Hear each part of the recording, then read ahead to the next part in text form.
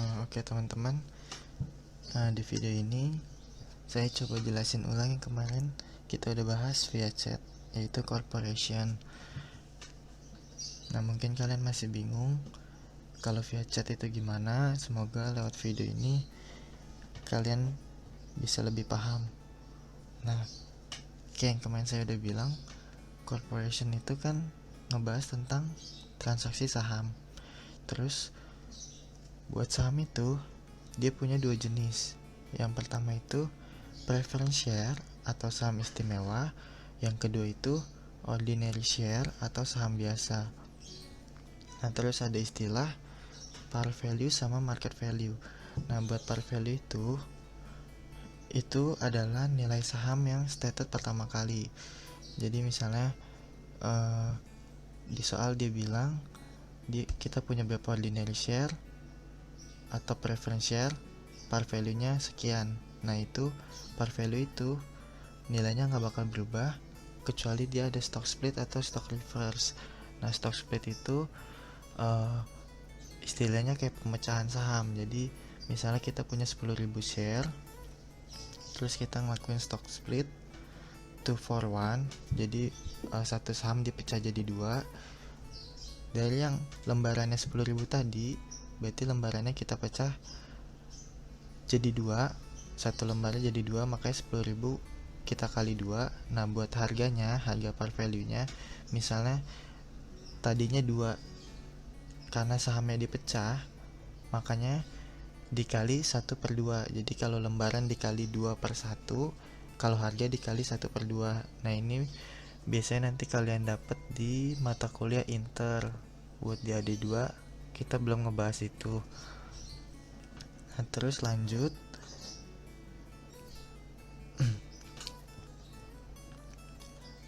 Ada yang namanya market value. Nah, kalau market value itu nilai saham atau harga saham di pasaran. Misalnya dikasih tahu kita nerbitin 10.000 lembar saham, terus harga di pasarnya itu 5 misalnya, sedangkan par value kita itu 3. Nah, berarti nanti buat cash yang kita terima itu sebesar harganya 5, tapi buat share capital yang kita terbitin itu harganya sebesar pakai par value selalu, jadi nilainya 3 gitu. Terus habis itu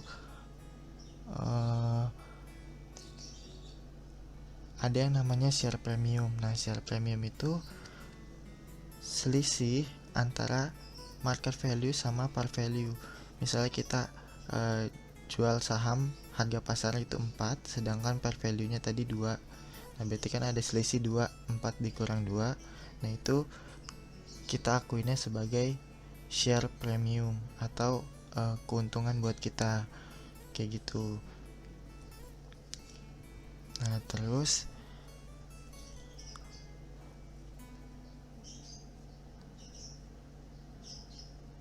kita lanjut aja ke problemnya. Nah, buat kalau teorinya kan kemarin kalian juga udah catat, jadi saya cuma review aja yang kemarin. Nah, sekarang lebih ke pembahasan problemnya. Nah, buat problemnya kita bahas yang kemarin kita udah pelajarin, problem 3. Nah, problem 3 ini juga soalnya mirip-mirip kayak buat UTS nanti. Jadi makanya kita bahas lagi si problem 3 ini. Oke, kita mulai aja. Nah, yang pertama itu dia bilang HH Lenko, perusahaan bergerak di bidang penjualan barang elektronik. Terus dia ngasih statement of financial positionnya parsial per 31 Desember 2018. Nah, habis itu dikasih tahu ada share capital preference 9%. Nah, 9% itu persenan buat pembagian dividen. Kalau misalnya di soal dikasih tahu pembagian dividennya berapa, nah itu kalian kali 9%. Nah, 9% itu nilai dividen yang dibagiin ke share capital preference-nya, kayak gitu. Terus di situ ada bilang par value-nya 2. Terus share authorized-nya 300.000, share issued and outstanding-nya itu 188.800. Nah, si 377.600 ini didapat dari si 188.800 kalian kali parnya 2. Nah, pokoknya buat dapetin nilai si ini sama ini, kalian fokusnya ke share issued-nya aja. Kalau ini kan share issued-nya digabung ya, berarti kalian tetap pakai angka ini. Kalau ini kan dipisah, share issued sama share outstanding. Nah, kalian pakainya share issued, berarti sebesar 250.000 kalian kali parnya 1. Nah, itu kalian taruh di saldo nominal sini, kayak gitu. Nah, terus fungsinya si outstanding ini 224 itu buat ngitung lembaran treasury share. Nah, misalnya share issued-nya 250.000, share outstanding-nya 224. Nah, berarti buat cari lembaran treasury share itu dapat dari 250.000 kalian kurangin sama 224. Nah, kan ketemu 26.000. Nah, itu jadi lembaran di treasury share sini. Kayak gitu. Itu buat ngitung lembaran di treasury share.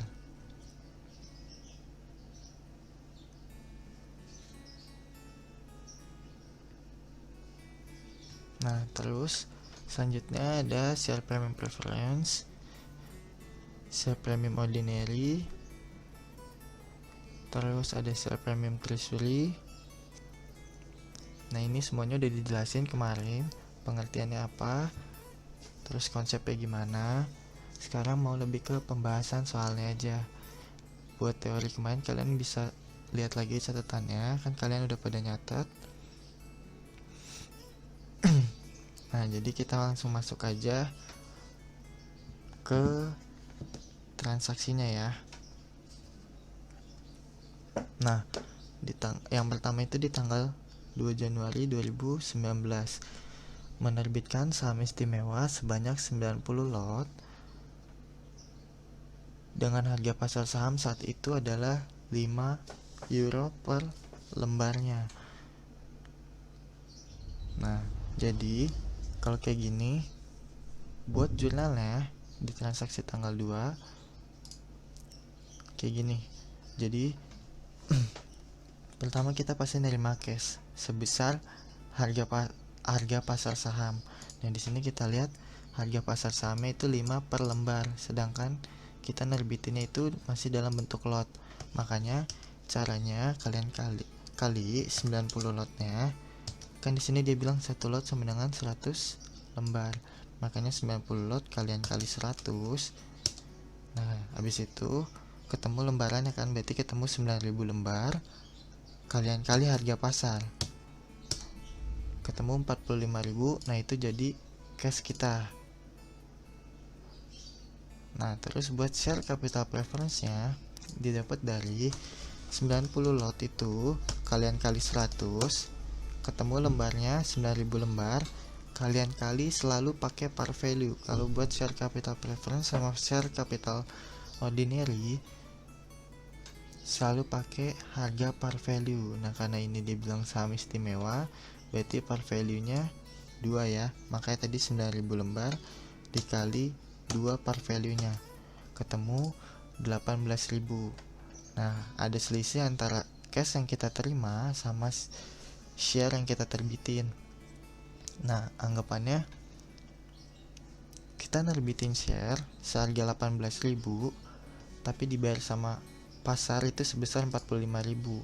Nah, berarti kan kita nyatat ada keuntungan. Nah, keuntungan itu kita akuin yang tadi udah saya bilang sebagai share premium. Nah, ini belakangnya sesuaiin aja dia saham biasa atau saham istimewa. Karena ini saham istimewa, makanya share premium preference sebesar selisihnya 27.000. Itu buat di tanggal 2. Nah, lanjut ke tanggal 15. Dibilang melakukan penerbitan saham sebanyak 2.228 lembar saham biasa untuk membeli sebuah komputer. Pada tanggal ini harga pasar saham biasa adalah 50% lebih tinggi dari nilai par. Nah, berarti yang pertama kita lihat itu penerbitannya dulu. Kita catat penerbitannya sebesar 2228 lembar saham biasa dikali sama nilai par, itu buat share capital ordinary-nya. Berarti 2228 dikali sama parnya di sini nih. Parnya 1. Berarti buat share capital ordinary kita catat sebesar nilai parnya, lembaran dikali nilai par. Kayak gitu. Nah, buat inventory-nya, karena kita toko penjual elektronik, makanya komputer kita akuin sebagai inventory. Nah, itu pakai harga pasar saham. Nah, di sini dia bilang harga pasarnya itu 50% lebih tinggi dari nilai par. Nah, nilai par kita kan 1 ya tadi di sini nih. 1, dia bilang 50% lebih tinggi, makanya 1 kalian kali 150%. Nah, ketemu per lembarnya 1,5. Nah, itu harga pasar sahamnya, makanya si 2228 ini dikali 1,5. Nah, itu ketemu nilai si inventory. Jadi nilai inventory didapat dari si 1,5 yang dibilang harga pasar sahamnya 50% lebih tinggi dikali sama lembarannya. Lembarannya kan 2228. Nah, itu tinggal kalian kali 1,5. Nah, selisihnya itu masuk ke share premium. Pokoknya selama ada selisih antara market value sama par value, itu pasti kita ngakuin adanya share premium. Kayak gitu. Terus lanjut di tanggal 20 Maret. Nah, di 20 Maret itu dia bilang perusahaan menerbitkan 12.767 lembar saham biasa untuk membayar jasa renovasi, di mana harga pasarnya itu 4 per lembar. Nah, ini buat tanggal 20 Maret jumlahnya berarti pertama kita membayar jasa renovasinya, maka kita catat si maintenance and repair expense sebesar 51068. Itu didapat dari lembarannya kalian kali harga pasar. Jadi si 12767 kalian kali 4 ketemu 51.068. Nah, habis itu kita catat si share capital ordinary-nya. Dia bilang kan 12.767 lembar. Nah, itu dikali selalu pakai par value-nya. Pokoknya buat nilai si share capital ini, baik ordinary atau preference, itu selalu pakai nilai par. Nah, makanya si 12767 ini kita kali nilai parnya. Nilai parnya di sini 1, makanya share capital ordinary-nya sebesar 12.767. Kayak gitu. Nah, terus buat selisihnya itu dimasukin di share premium ordinary sebesar selisihnya aja 51068 dikurang sama 12767. Kayak gitu.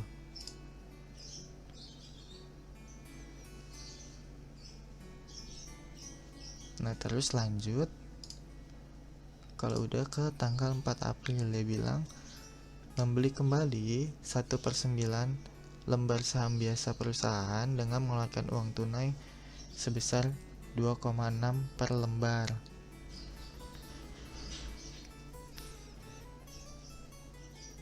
Nah, jadi buat transaksi tanggal 4, karena kita pembelian kembali, maka kita nyatetnya sebagai si treasury share ya. Jadi si treasury share kita catat pada cash. Nah, si treasury share ini selalu di debit kalau pembelian karena dia counter akun, jadi dia sifatnya mengurangi equity. Kalau yang lain menambah kayak share premium, share capital, itu menambah equity. Kalau si treasury share itu mengurangi. Nah, jumlah treasury share pada cash Nah, sebesar 69043. Nah, itu didapat dari yang pertama kita cari dulu lembarannya.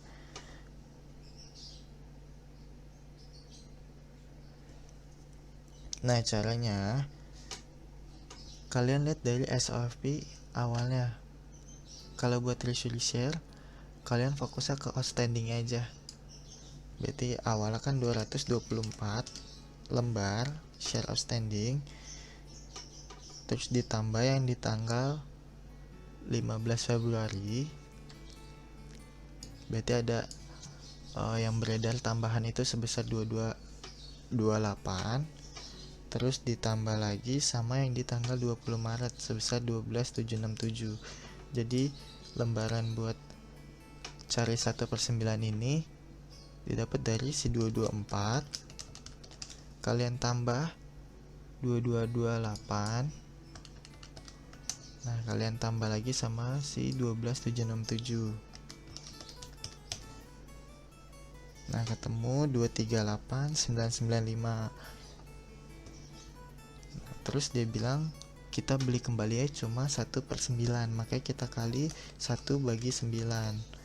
Ketemu lembaran yang kita beli itu 1/9-nya sebesar 26555.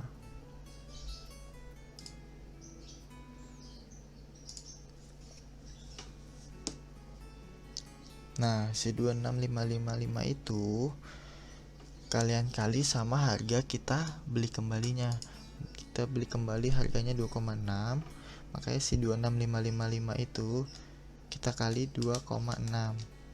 Nah, ketemu 69043. Nah, itu yang kita catat di jurnal sebesar 69043 itu sebagai nilai treasury share-nya. Kayak gitu. Terus lanjut ke tanggal 3 Juni.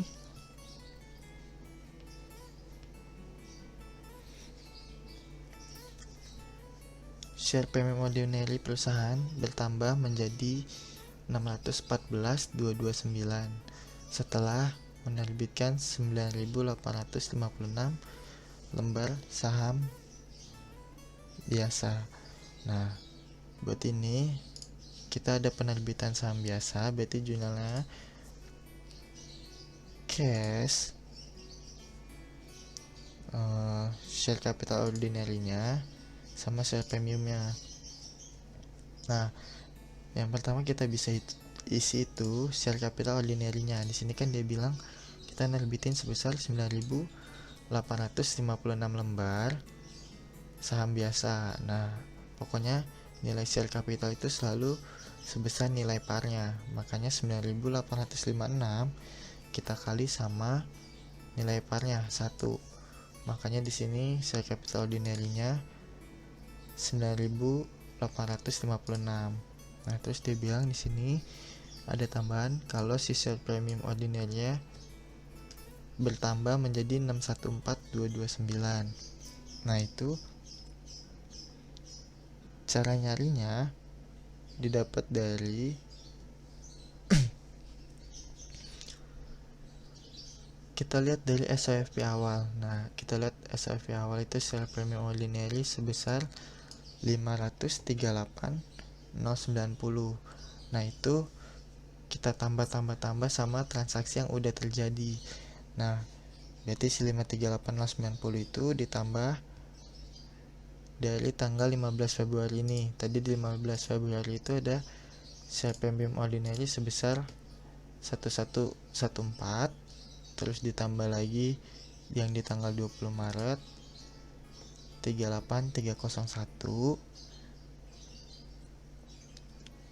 terus udah nggak ada lagi, baru dikurangin sama si 614.229. Nah, kenapa dikurangin? Karena dibilang kan menjadi. Nah, berarti nilai akhirnya itu harus 614.229.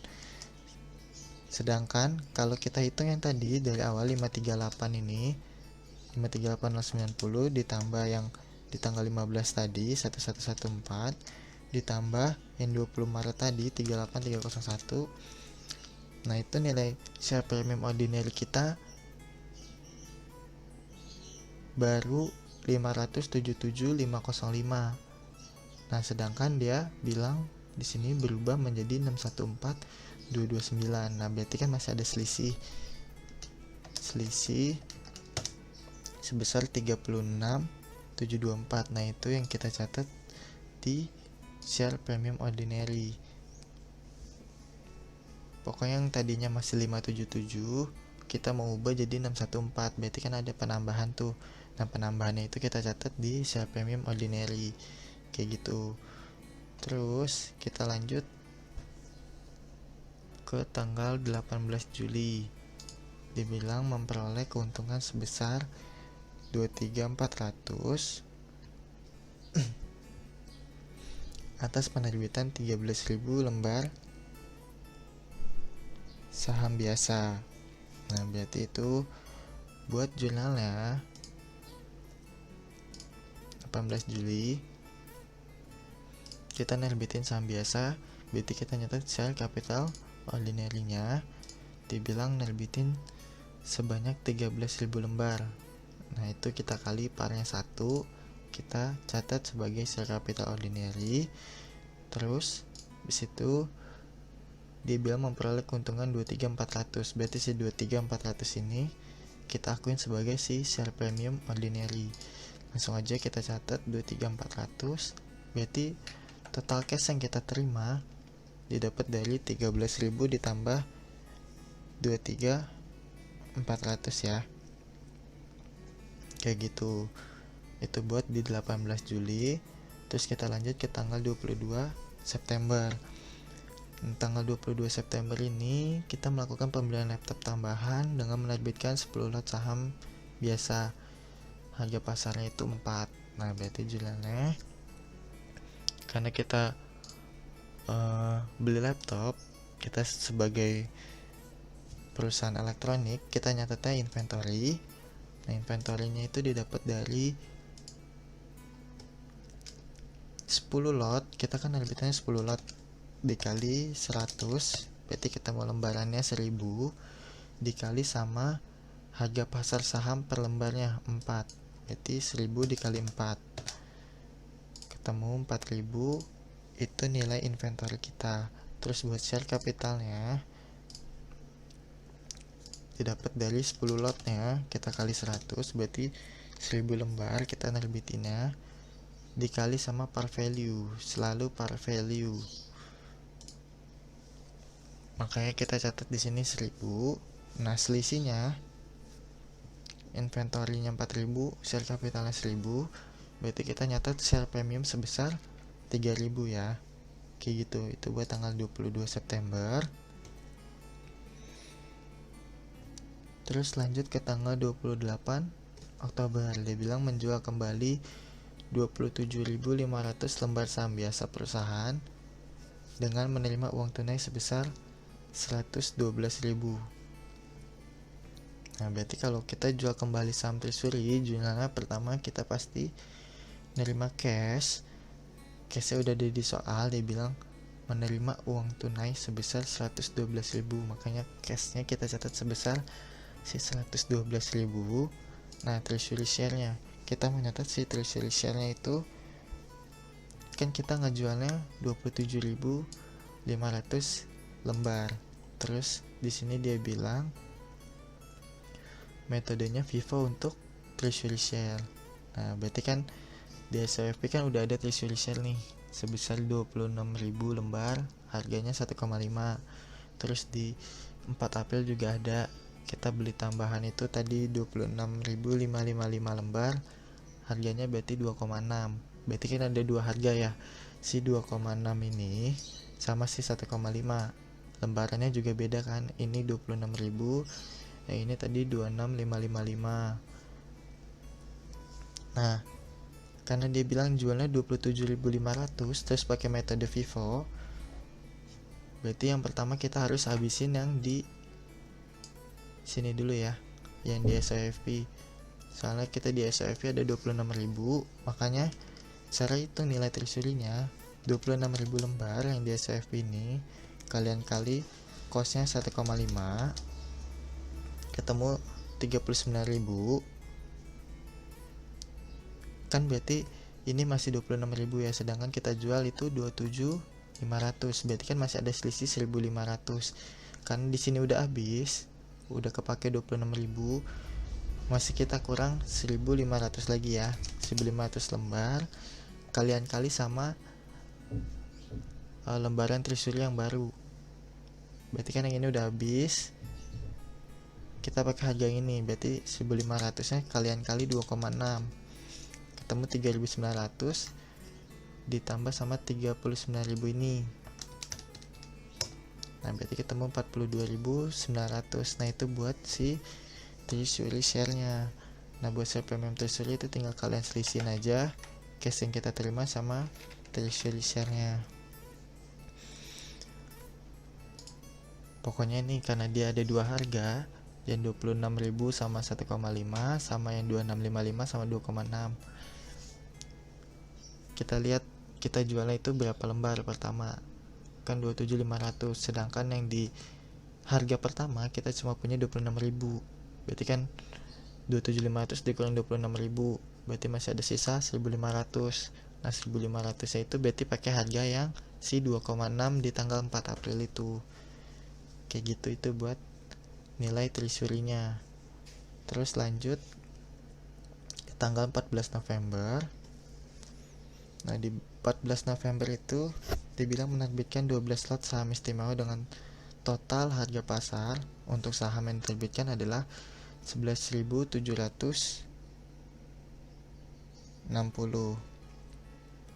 Nah berarti itu buat jurnalnya. Pertama kita catat cash ya, dia bilang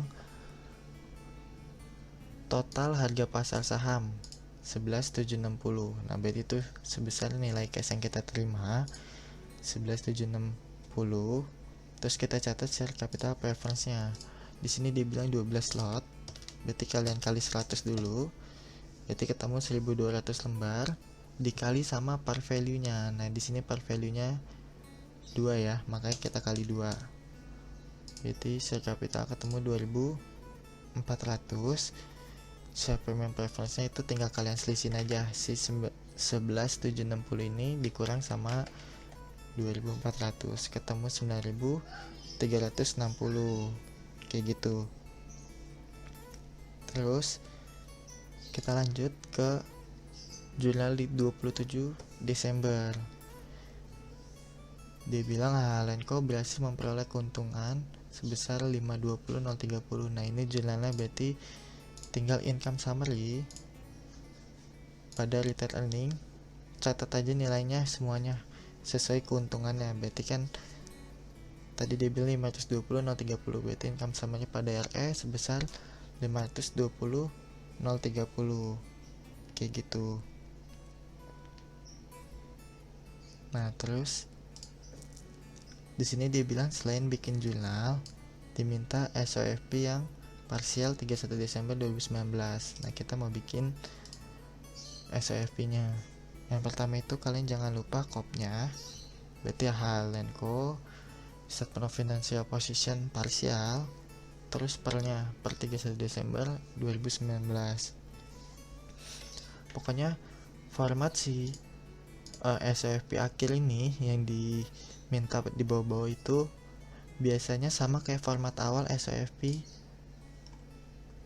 yang jadi saldo awal. Nah biasanya formatnya sama persis, kalian nanti di ujian catat dulu aja formatnya. Paling yang dibedain itu di share issued and outstanding ini, terus share issued ini sama share outstanding ini. Nah itu kalian kosongin aja, berarti nilai ini nanti dikosongin aja.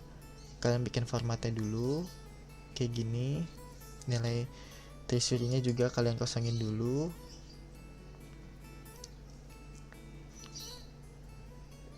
Terus abis itu baru kalian mulai kerjain.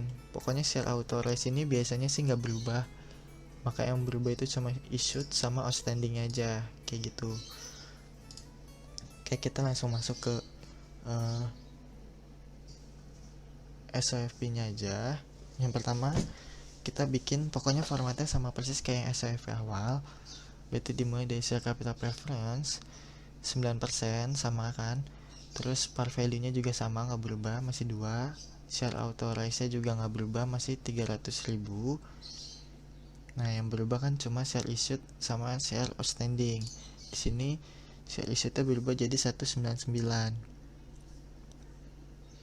Nah 199 itu didapat dari, kalian lihat SOFP awal kan awalnya 188 800 ya lembarnya, terus ditambah sama yang di 2 Januari, di sini ada 90 lot atau 9.000 lembar, berarti ditambah 9.000 lembar, ditambah yang di tanggal 14 November, di sini 12 lot atau 1.200, berarti ditambah 1.200, makanya ketemu si 199.000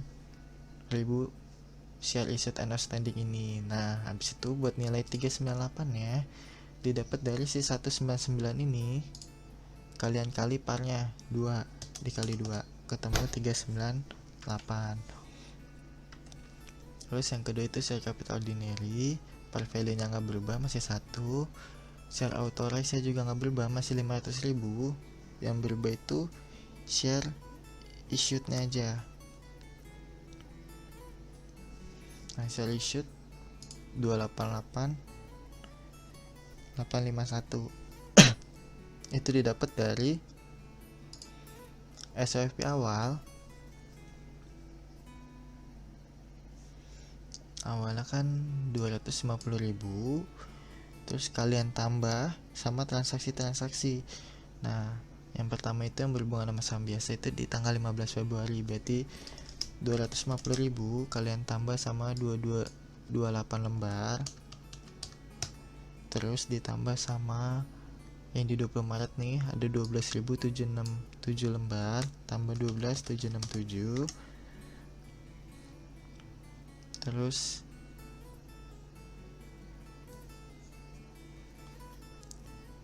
ditambah yang di 3 Juni ada penerbitan sebesar 9856, jadi ditambah 9856, terus ditambah yang di 18 Juli 13.000 lembar, berarti ditambah 13.000, sama yang terakhir di 22 September kita ada penerbitan 10 lot atau 1000 lembar, makanya ditambah 1000, ketemu si 288 851 share issued. Nah sekarang kita mau hitung si share outstandingnya 263.796. Nah itu didapat dari mana? Pertama caranya sama persis, kita lihat SOFP awal. Di sini awalnya itu sebesar 224.000, terus ditambah sama ini tadi ada penerbitan, berarti saham beredar kita nambah, terus ditambah sama si 12.767 ini tadi. Terus nah bedanya si issued sama outstanding cara nyarinya, kalau issued kita nggak perlu mikirin si treasury share, sedangkan kalau outstanding kita harus perhitungin si treasury share-nya juga. Nah berarti yang buat tanggal 4 April nih kita perhitungin. Nah kita kan beli kembali ya 1/9, berarti kan tadinya udah beredar kita beli lagi, makanya kalau ada pembelian treasury nilai share outstanding kita itu berkurang lembarannya. Makanya kenapa di 4 April ini kita kurangin sama lembaran yang kita beli, berarti kan tadi kita beli lembarannya sebesar 26555, makanya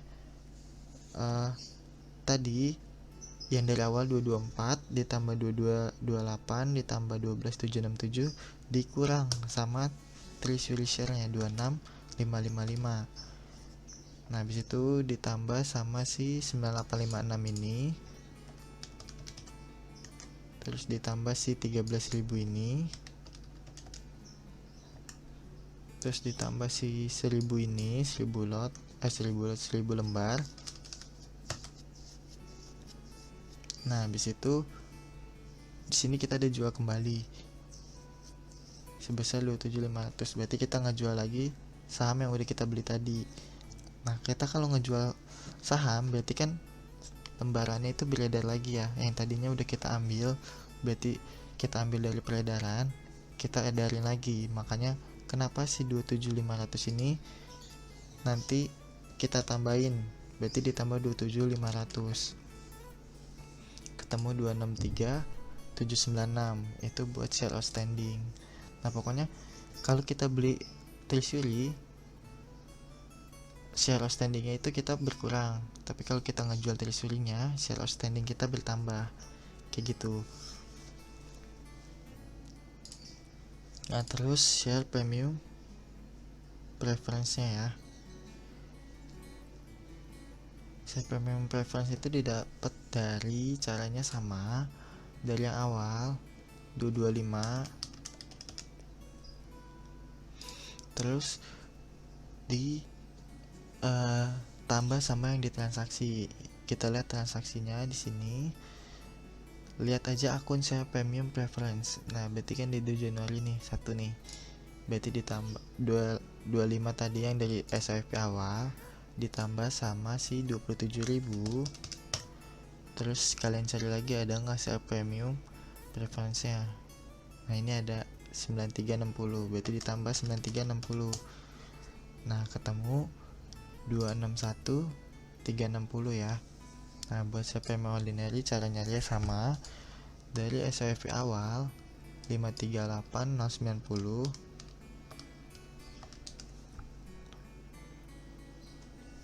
Nah, terus kita tambahin sama transaksi yang berkaitan sama share premium ordinary. Kita lihat aja share premiumnya, berarti ditambah 1114 ditambah lagi ini 38301 ditambah lagi sama ini 36724 ditambah lagi ini 23400 ditambah lagi ini 3000 ditambah lagi ini enggak, udah itu aja. Berarti makanya ketemu sebesar 640,629 ya, kayak gitu. Terus buat share premium treasury itu sama caranya, sama persis dari yang awalnya. Kita lihat awal itu kan 145020 ya. Terus kalian cari yang berhubungan sama share premium treasury yang ini tadi nih 69, berarti si 145020 dari SOFP awal ditambah 69100 ketemu 214120. Buat RE kita lihat di SOFP awal 625 890 ditambah sama transaksi yang ada RE nya, kalian cari aja. Nah ini di paling bawah kan, berarti tadi yang SOFP awal ditambah si 520 030 ketemu 1145920.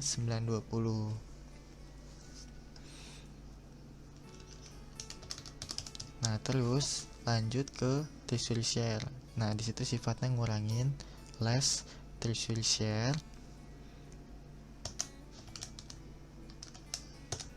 Nah buat gampang ya, buat nyari lembarannya si 25055 itu kalian dapetinnya caranya dari share issued-nya kalian kurang sama share outstanding, berarti si 288851 dikurang 263796 ketemu 25055 itu berarti jadi jumlah lembaran treasury shares-nya. Harganya berarti pakai harga yang masih tersisa. Nah kan berarti harga yang 1,5 kan tadi udah habis semua ya, 26.000. Nah sisa si 2,6 ini, makanya harganya 2,6, berarti 25055 ini kalian kali 2,6 ketemu 65143. Nah itu sifatnya ngurangin, berarti buat total equity 2883737 itu didapat dari 398 ditambah 288851 ditambah 261 ditambah 640 ditambah 214 ditambah 1145 dikurang 65143 ketemu 288337. Nah kayak gitu, itu buat pengerjaan atau pembahasan problem 3. Nah, sebenarnya UTS nanti soalnya hampir mirip kayak gini. Jadi kalian coba baca-baca lagi aja tentang konsepnya, tentang jurnalnya, cara nyarinya. Terus kalau ada mau ditanyain, kalian tanyain aja sebelum UTS nanti. Soalnya kalau udah UTS udah nggak bisa nanya. Makanya kalau ada yang masih bingung atau mau ditanyain tentang materi UTS nanti, dari plan aset sampai corporation ini, kalian tanyain aja, bisa di grup atau di PC aja nggak apa-apa. Nah, ini buat video corporation. Semoga aja pakai video kalian bisa lebih ngerti daripada kemarin yang cuma by chat doang, dan semuanya juga mungkin ada yang nggak lihat di pembahasan Jumat kemarin.